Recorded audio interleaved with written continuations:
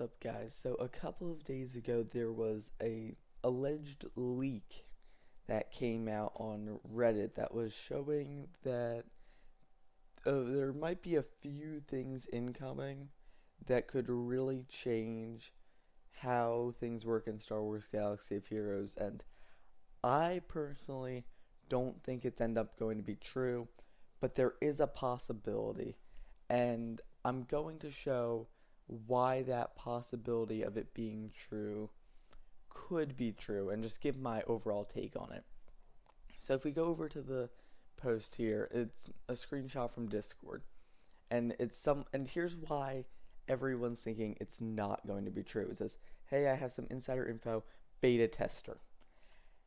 Two things.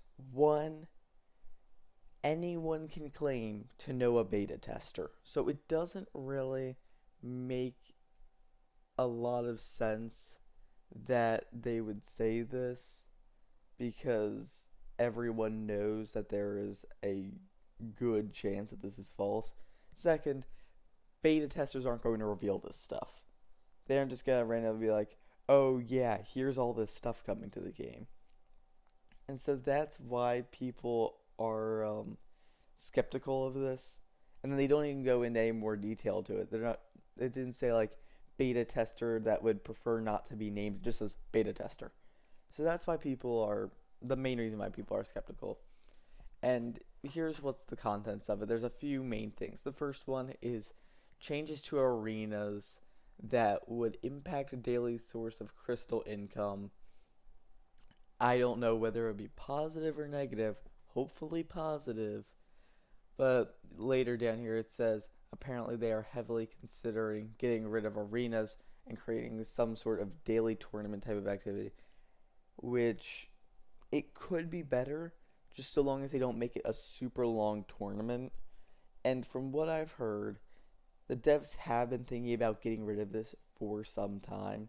So I wouldn't be super surprised if they were to do this. So that could be plausible. Also adding heavy crystal rewards to GAC. That could be true. Because here's the thing. Right now, Grand Arena, it does not have good rewards. You get like 200 crystals for hitting Kyber. And that sounds good, but really, it takes like a full month to do that. 200 crystals over the course of a full month, that's barely anything.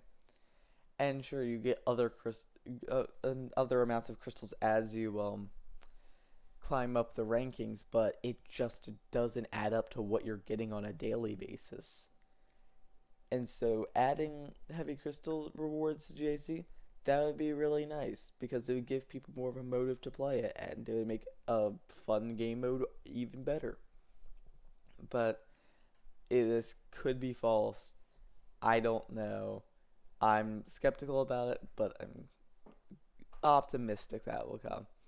The other thing up here, Qui-Gon Jinn Omicron is supposed to be unreal, and it's apparently a gas equivalent where you can't damage surrounding Galactic Republic Jedi until Qui-Gon Jinn is killed, and then after he dies, the offense bonuses are through the roof. Now, there's a reason I can see this plausible. So, this seems sort of like an inverse of gas, where with gas, you have to kill off the entire team before you kill him off. Whereas this, it seems Qui-Gon Jinn will have to be the first one to die, and then everyone else gets huge offense bonuses. That's what this is saying. And the reason I can see this as plausible is because in Conquest, for 3 of the conquests in one of the sets, I forget which one it was, but Qui-Gon Jinn was one of the final bosses. And in that boss, he always taunted, and then once you killed him off, everyone else on the team got stat boosts. So that's why I could see this as possibly working. And the reason the offense could be insane is because say they either 1, increase max health, or 2, just increase offense. Remember how Ki-Adi Mundi took useless Galactic Republic Jedi and made them put out really good damage. If you were to add more health or offense to them, they would be hitting like trucks. So I could see this as possible. And as I said before, I am skeptical of this. So I wouldn't say trust it right up front. I'm just saying it could be possible. And it's saying that, and going back to the daily tournament thing they were talking about, it says could be a community killer. I don't know. It depends how they implement it. If they implement it well, it could be better for the game. Um, just a heads up, the feedback on Star Killer, that's what this is saying, is underwhelming, but the 4 tunes needed for unlock are the real prize. That seems suspicious purely because Starkiller is one of the most overpowered characters in Star Wars Legends. How could you make him underpowered? Like, there's literally a video, like a clip of him pulling down a Star Destroyer with the Force. If you're afraid he's going to be underpowered, just put that in the kit.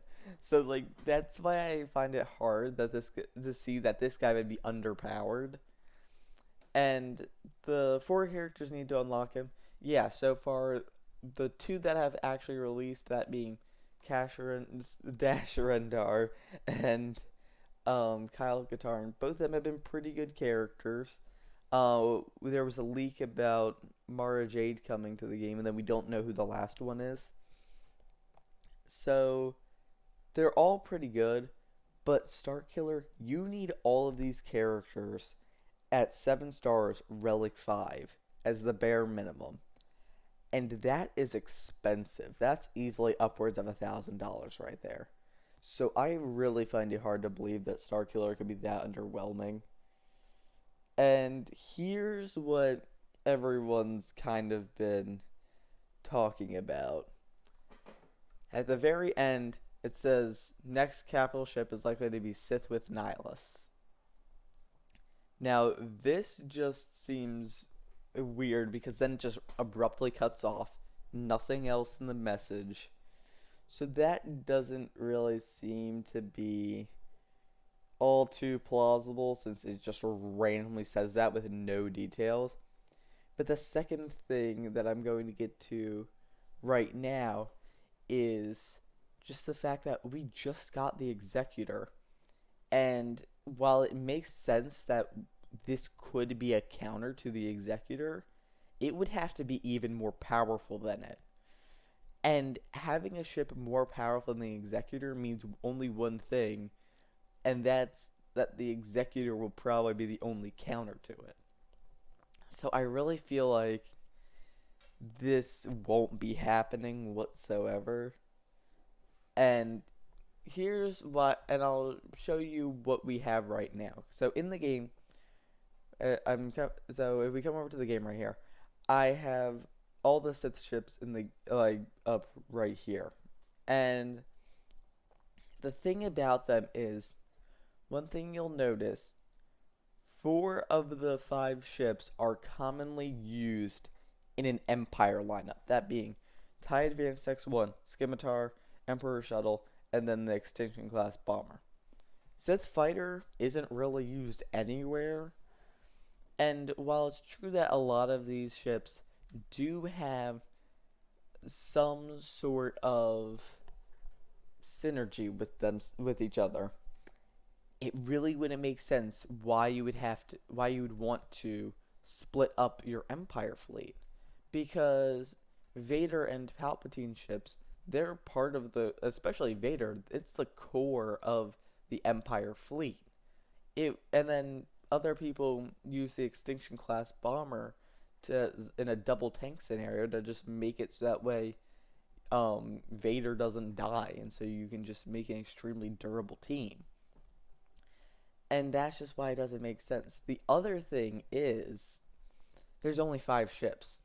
Now, if you go to Bounty Hunters, you'll also see that they only have 5 ships, but they released the Executor anyways, so they very well could release a capital ship that only has 5 ships. But I think that's the complaint of most people right now. Just the fact that there are not enough ships in this game to be releasing more capital ships. I mean, let's just look at the Resistance real quick. 3 ships besides the Radis. And the Radis' entire kit revolves around Resistance ships. So that's the problem. The fact that there are purely not enough supporting ships in the game for capital ships. And people still think that there's going to be another ship coming for the Executor, which, I mean, for better or worse, it would make the fleet more fleshed out. But I just don't see them adding another capital ship until they add more supporting ships.